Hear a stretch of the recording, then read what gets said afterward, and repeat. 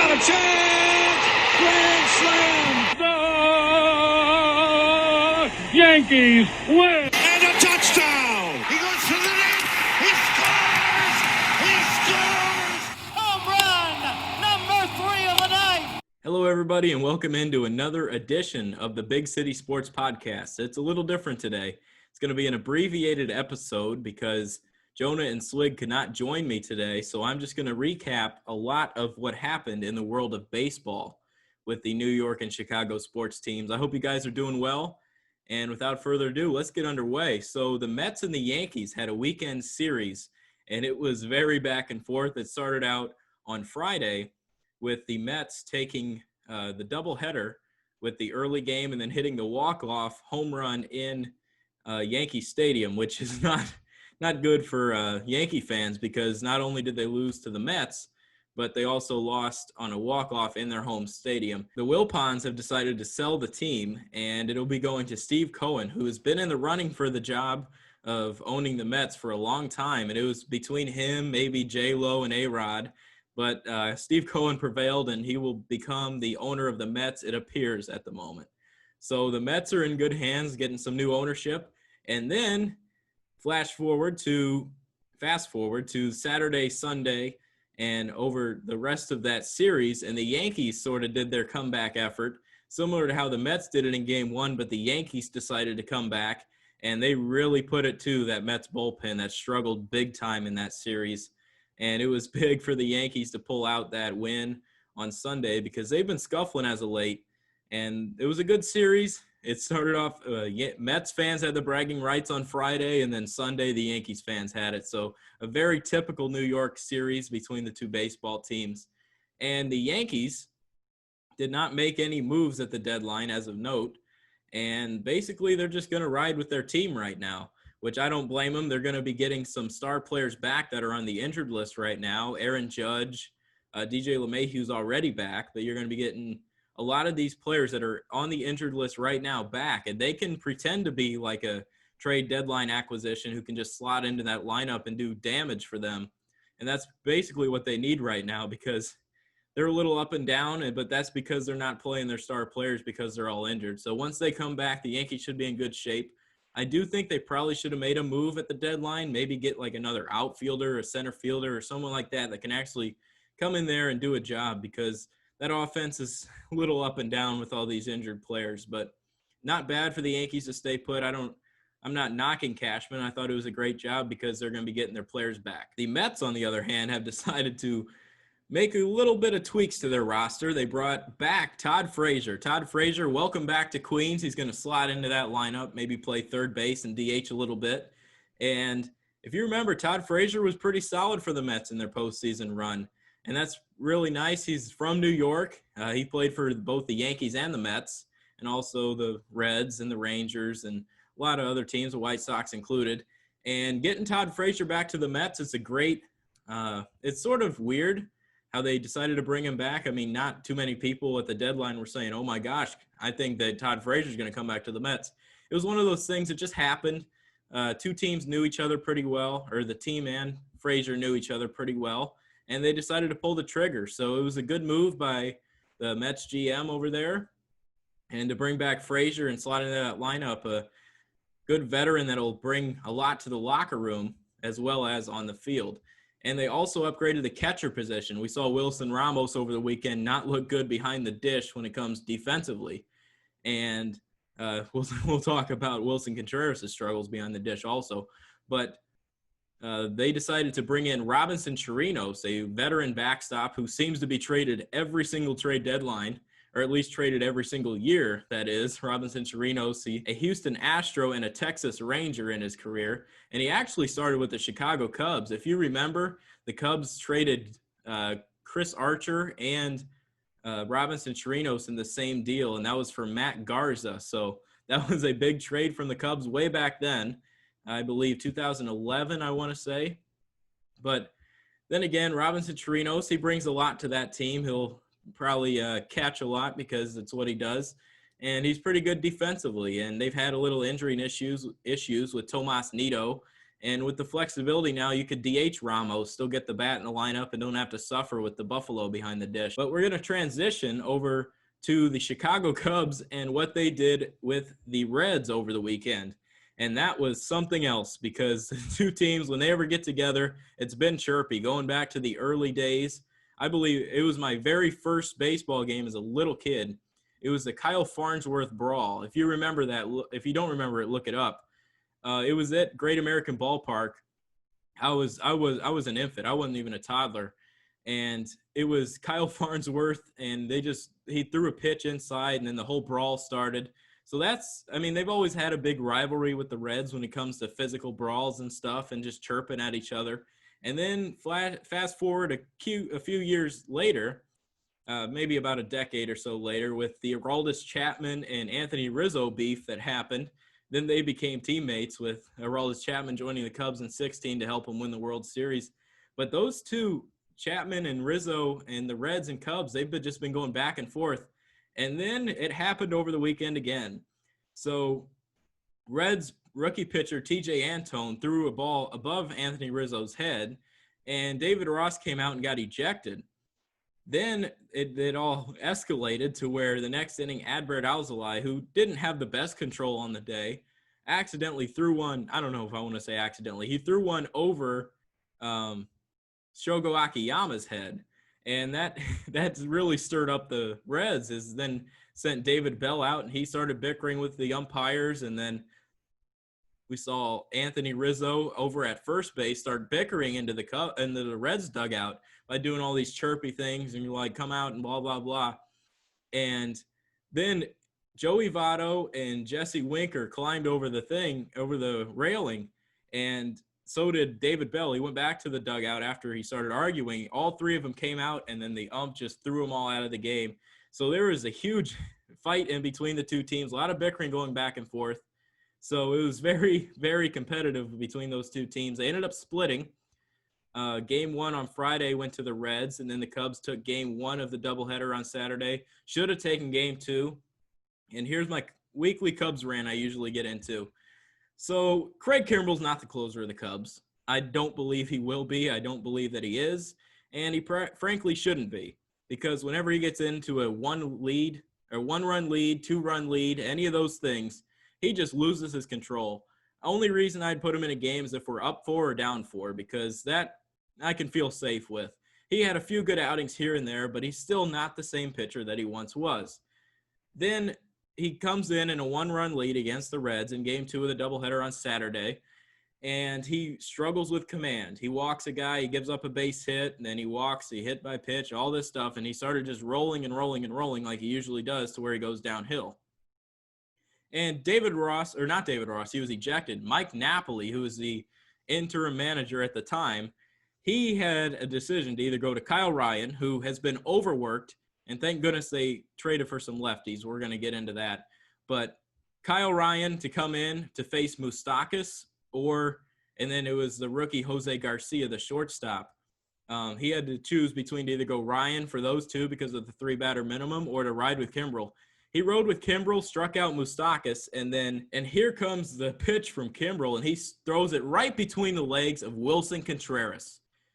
And Contreras is just making me so upset so far this year. I mean, he's making hard contact with hard outs, so he's not having the best of luck at the plate. But you got to put your shin pads in the dirt and block that one. I mean, it's simple. I was a catcher in high school, and all this Olay stuff where you try to backhand it doesn't work. You got to get down, flip the glove, and just smother it. And that's what Contreras didn't do. And, of course, you don't know what's coming from Kimbrell because the guy doesn't have any location at all. So you can't really – you got to be expecting that. And Contreras has to get down and block that, because then, of course, the trickled past Contreras, and then that led to the game-winning run. So not a good look from the Cubs in Saturday's game. But then Sunday, they came out and looked phenomenal. They set a record with three of their whole entire starting outfield had 2 home runs in a game. So Happ, Hayward, and Schwarber set that for the first time, and it's really rare to see something for the first time in MLB history, but that happened on Sunday, and it was very fun to watch. But then again, this offense is just in and out, and I'm recording this on Monday, And you see a team like the Cubs, and they're always like the offense is rolling and clicking on all cylinders, and then it just takes a back seat, and then it goes. So I would not be shocked to see them lose 3-1 to the Pirates or something low like that. But, man, it's been tough with the Cubs offense. They can't find any consistency. But the good news for the Cubs offense right now is that Ian Happ and Jason Hayward are leading the team.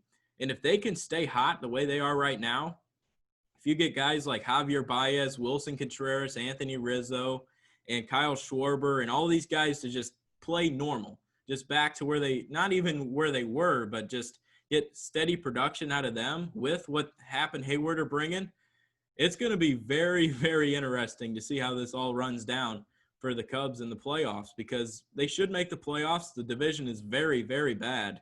And the Reds made some acquisitions today. So we'll cover the Cubs trade deadline acquisitions. And they brought in, before Sunday's game, he couldn't play because he wasn't there, but Jose Martinez, the DH from the Tampa Bay Rays. And he's always been a DH. He started out with the St. Louis Cardinals, and they tried him in the outfield. They tried him at first base. And if you can't play first base, you can't play defense in the MLB, because, I mean, that's one of the easiest positions to get by at. I mean, you've seen people like Albert Pujols get by at first base, and there's a lot of non-defensive first basemen in the league that can still play that position, and he can't even do it. So I expect Martinez to come over to the Cubs and just fill a DH role. He'll play every single day against a lefty. He has a career batting average of .314 against the lefties, and he's going to be playing probably I don't know how much he'll be playing against the righties, but I say you just roll him out there at DH. He can't be any worse than any of the other people you've been putting in there. Caratini's done an okay job, but I like him behind the dish. They did DFA Josh Fegley to put Martinez on the roster, so the third catcher's gone. So it might be cool to watch to see how David Ross plays that with the backup catcher now, if he still puts Caratini in the DH spot without having the luxury of having another catcher on the bench to put in if Contreras were to go down. But so the Cubs got Jose Martinez. They also got Andrew Chafin, the lefty. He's actually on the injured list right now with a finger issue. And then they got Josh Osich from the Red Sox. Two lefty pitchers. They're not the best, but I admire Theo's aggressiveness for going out and trying to fill a need, because Kyle Ryan, he's been overworked a lot. So they did a great job of going out and addressing needs by getting those two left-handed relievers. And Chafin's a little funky. He has a little sidearm, little action with a twisty little delivery. And that deception will be pretty cool to watch for the Cubs. And they might be able to get a lot of batters out. And he actually has good splits against both lefties and righties, so he can go in and get both people out from both sides of the plate, which is nice with the 3-batter minimum. And they also traded for Cameron Maybin. And Cameron Maybin is a great center fielder. He's probably he won't play as much as Happ, but he's going to play more than Almora did. Now, Almora has been optioned to South Bend. And Almora, I mean, I love the guy. He's a great person. But ever since that incident in Houston last year, it was not good. I mean, that really touched his psyche. He hasn't been the same hitter at the plate. He looked good in spring training, and I thought he might have been able to bounce back. But since this restart, he hasn't looked good at the plate. He's a phenomenal defensive center fielder. But Cameron Maybin just brings a lot more to the table. He hits the lefties too, and that's one thing that the Cubs offense hasn't been doing. So you notice that they go out and get Jose Martinez and they get Cameron Maybin, both guys that can hit left-handed pitching, and that's going to be huge for them down the stretch. So 4 great acquisitions. The Cubs traded Zach Short to the Tigers, and Zach Short was a lowly touted prospect coming out, but he actually climbed up the list on the Cubs' top prospects by just putting in good work. He walks a lot. He had a great season with South Bend, I believe, a few years back. And he's going to be a good shortstop for the Tigers. And you look at the Tigers, their infield now, if Zach Short ends up playing for them at shortstop, they have three of the 4 infielders are former Chicago Cubs farmhands. They got Isaac Paredes, who's off to a great start at third base. Jammer Candelario's playing first. We traded him for Justin Wilson a few years ago with Alex Avila. And then you have Zach Short playing shortstop. So the Tigers are really playing with the Cubs house money with the former players there. But I like the moves the Cubs made. I think it really sets them up nice. I mean, I'm not going to get overexcited for Osich and Andrew Chafin because they're not having the best years, and frankly, they're not the best pitchers. But, I mean, it's another two lefties in the bullpen that can actually get some people out. So I'm pumped for it, and it can't be any worse than what they're doing right now. So the Chicago White Sox, Lucas Giolito was phenomenal the night that he threw a no-hitter. And I watched that whole entire game. And, I mean, Giolito, Jason Benetti said it right, the play-by-play guy for the Chicago White Sox. He said if you lined him up 27 more times, he could have probably recorded 27 outs again. That's how dominant he was. And albeit it was the Royals, who cares? I mean, it was a great game between for Lucas Giolito. He came out there and dominated from the very first pitch, and he was getting everybody out. So a very good start from Giolito. The White Sox offense continues to rake, and the walk-off home run by Luis Robert. They had a walk-off home run from Yasmani Grandal, and they're just really clicking that offense, and it's really cool to see because the White Sox haven't really been competitive over the past few years. So to get them gelling with the offense and getting that pitching that they desperately needed, they didn't do anything at the deadline.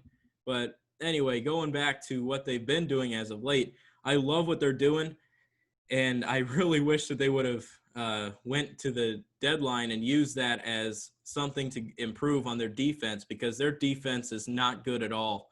I mean, you got a ton of DHs out in the field. Tim Anderson has a good arm, but I mean, he's not the best fielder, and it's pretty spotty. They got Nick Madrigal back, and he's a good person to slot in there. He makes a lot of contact. I actually saw him, I believe, in Saturday's game.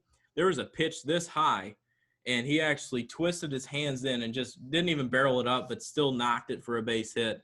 And he was down 2 strikes there. He fought off a couple pitches, and he's going to be a great hitter for the White Sox, a little speedy guy that plays second base, and I'm excited for his future.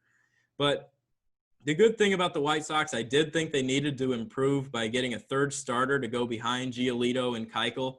I love Dylan Cease for the future. I like Dane Dunning for the future, but if they really wanted to go win a World Series right now, similar to what the Padres did, they would go and just get that third starter, whether it's Lance Lynn or someone like that. They would have went in and gone for it, which I'm not too upset they didn't because we all agreed, me, Jonah, and Slig, we all agreed that the White Sox are going to be much better in the future as opposed to right now. So it's better not to risk that right now as to go and win for it.